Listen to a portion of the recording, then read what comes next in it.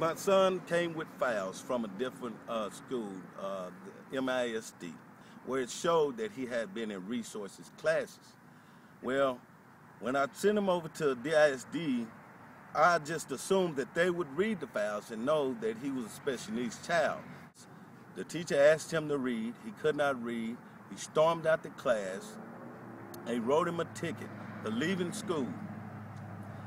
They called me on the phone and said, look, your son has left the school. We're going to keep him at home for 3 days.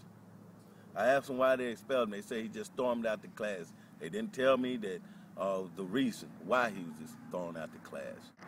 First of all, I don't think kicking him out of school was the right answer, because when you kick him out of school, then you got a kid just on the street, walking the streets with nothing to do.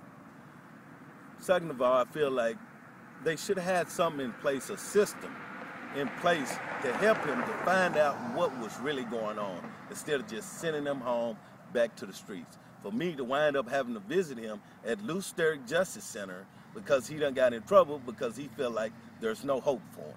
Because anytime you just push a kid away, they're going to feel like there's nothing else left, and all I have to do is just go get in trouble and go to jail, because that's the options they leave him. If a kid feel like he cannot learn and you kick him out of school, what options are you leaving? When your kid is growing up in a community like this, in a poor community, all that you can hope is that your kid go to school to get a good education, to try to get up out of this situation. But when you're being kicked down and told you can't do it, what are you leaving? This is how the product of the environment happens. This is why, if you're not letting him in school, then he's going to be climbing through somebody's window. You don't have these problems we're having down here. We need help down here, and we calling on the board to help us. They need to make a change and get this task force to going, to improve our schools, improve our communities. Instead of tearing them down, let's try to build them up.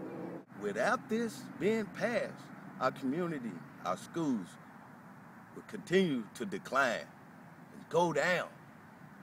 What happens next? What happens next?